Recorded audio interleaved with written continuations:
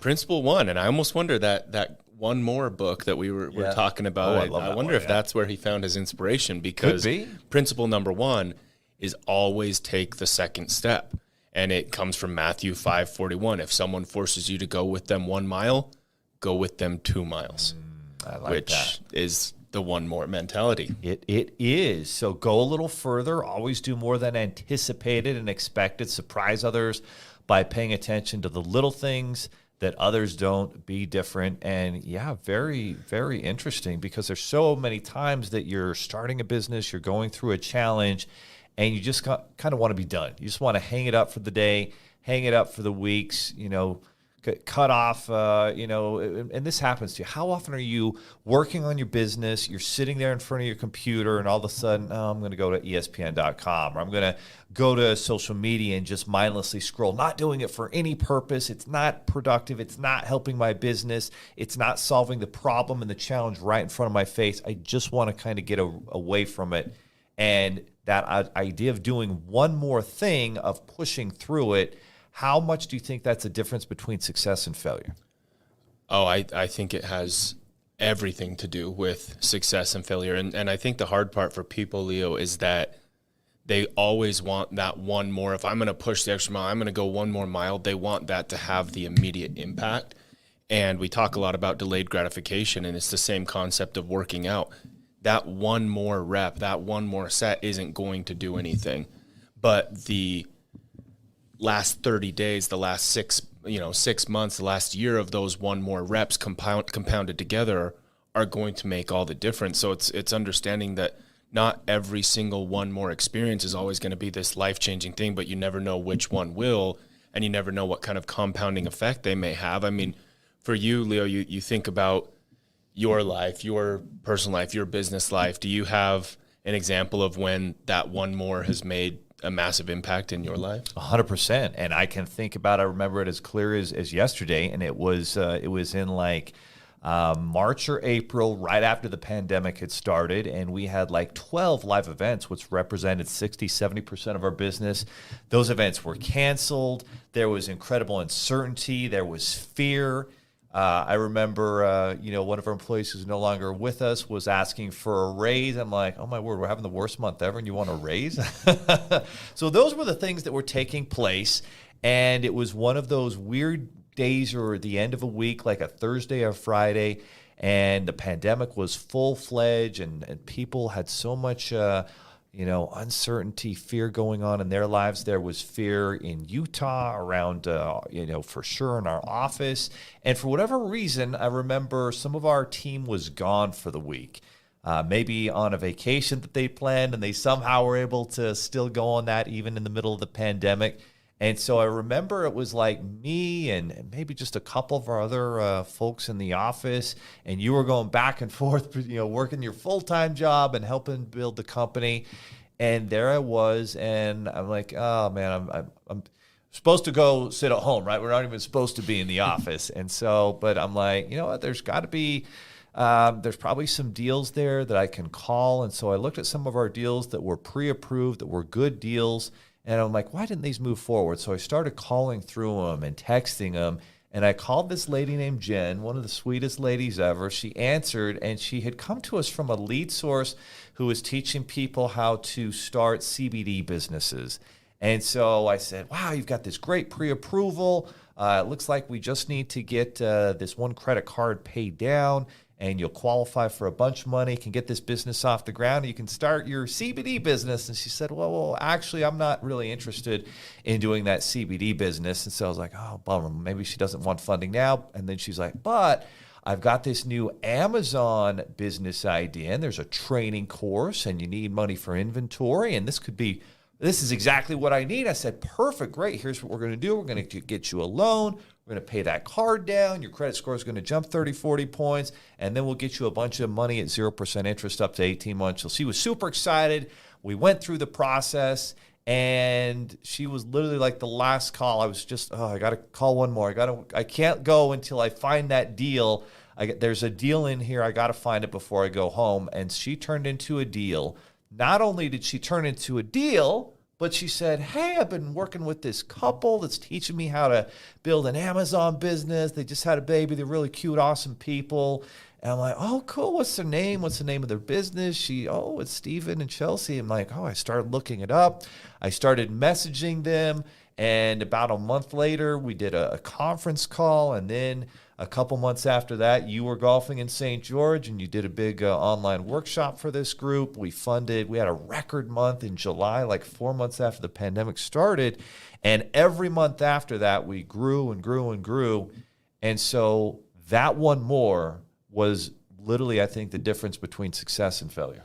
Yeah, absolutely. And you think about that one more, Leo, and the kind of revenue that it's generated for our company. It's literally given us the ability to hire a handful of people. It's given those people the confidence to start families, to buy homes, and it all ties back to that decision, that time to make that one more phone call, and the one more mentality it's habitual, right? You've got to get into the habit of extra effort. And even for those of you that feel like, I don't have that awesome example like Leo just shared, sometimes the fact that you always take one more step, you always go one more mile, is helping you more than you realize. When you're facing trials and you're facing hard times in your life, mentally, you can get through this because you've pushed yourself to limits. You've gotten over and gotten through hard things and trials in the past. So I think principle one, take the extra step, is imperative for entrepreneurs. So let's move on. Principle number 2. This is my favorite. The golden rule. It works if you work it. So that being said, funny enough, we actually did a training on this last night when people are saying, Ty, how are you finding clients for the employee retention credit? What are you doing? I say, well, I'm practicing what I believe, what I call reciprocity, which kind of is the golden rule. You scratch my back, I scratch yours. So it's the concept of I'm going and supporting other businesses, and guess what? Shockingly, they want to support me back. It's do unto others as you'd have them do unto you. That's the golden rule, right?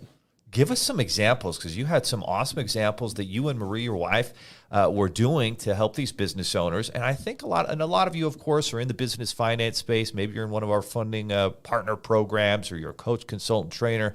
I thought this was super powerful, how we don't realize how many small businesses we actually engage with on a weekly basis, and how easy it can be to just help them, whether it's with financing or just trying to be helpful, whatever product service you offer, finding a solution for them. And I just felt it was simple yet powerful how you guys are doing that. Yeah, I mean, I think about the golden rule in business, and there's 2 different examples that come to mind and how this has impacted me. The first one actually comes down, I do a lot of real estate and home projects and whatnot, and Juan, who's actually done some work for you, he's become a really, really good friend of mine. And the very first project he ever did for me, he finished working one day, and I go outside, and he just kind of looked bummed. He looked a little upset, and he said, yeah, I sing on the side. He does like mariachi stuff, and he's a performer, and all of his singing he does from an iPad.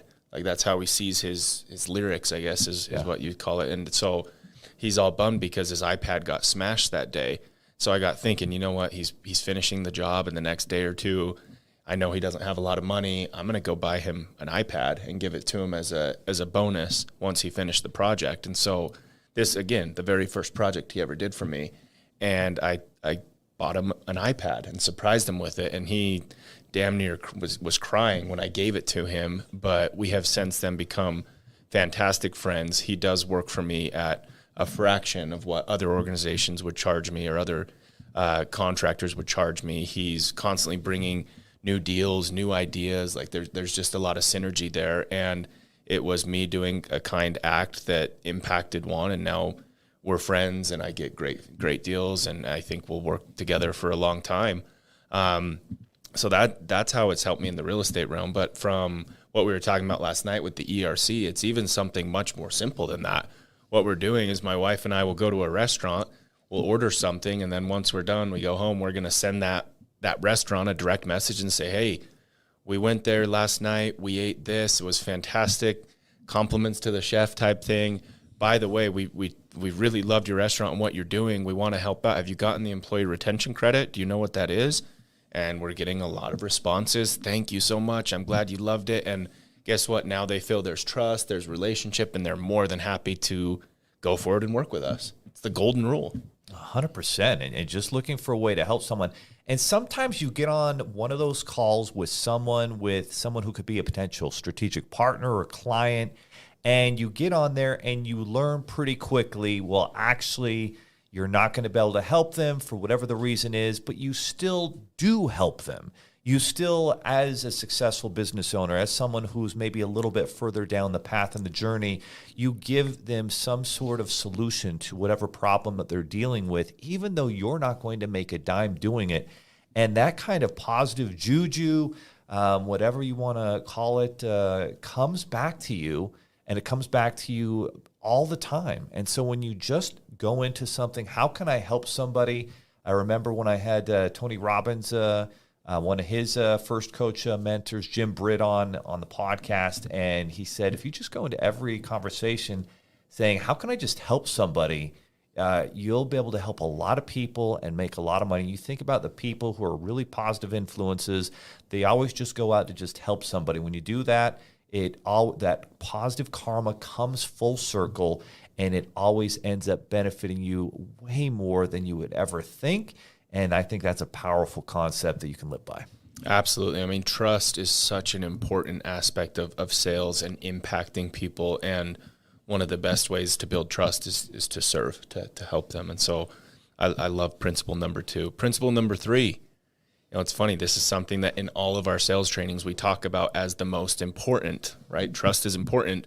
The most important part of sales in my understanding is you've got to find the pain. And then once you find the pain, you can get into the why, right? Pain and why have a lot to do with each other. So principle 3 is focus on profit with a purpose.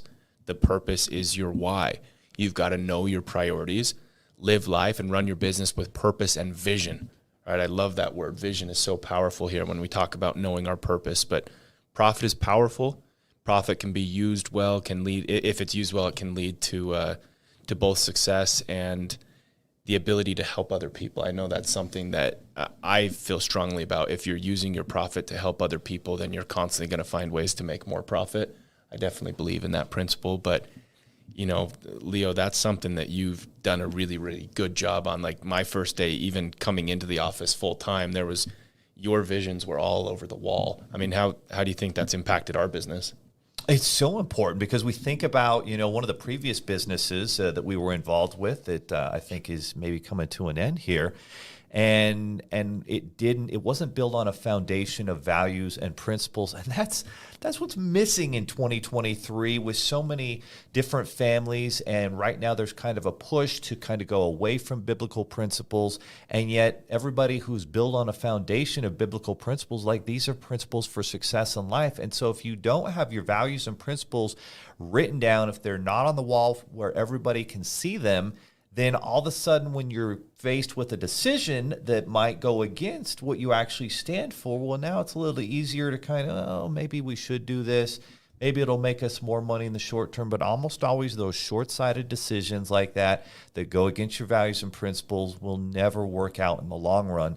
And so you think about, one of our core principles is being accountable, doing what you say you're going to do. It's the first one that we put together and put up on the wall, and that means a lot. And so when somebody comes here to work for us at Seven Figures Funding, they know the compensation plan is not going to change. We're not going to pull the rug out from underneath them. We're going to follow through.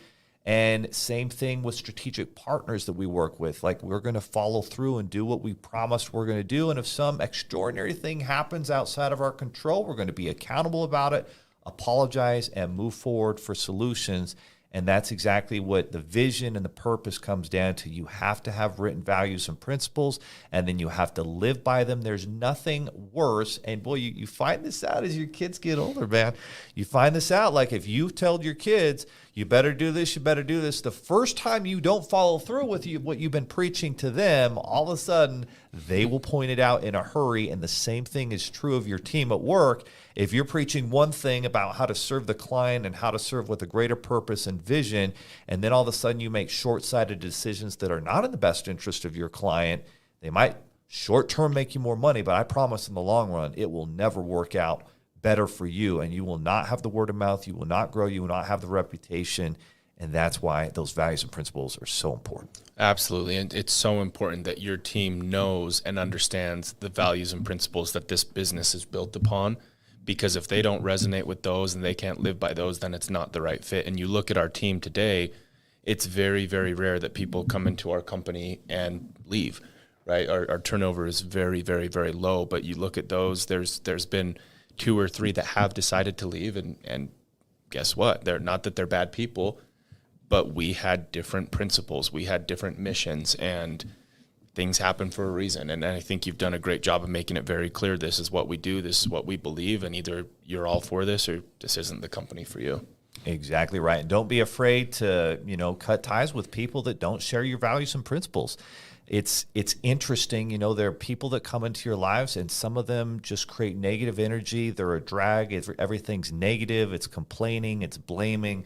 And so one of the things you've got to do, whether you want to, succeed in life and business, et cetera, is you need to go away from those negative energies. And it's very, very true and apparent. Like that's what, and you want to be careful about how you do that. But it's important to be in the right situation, the right environment with people who share your values and principles.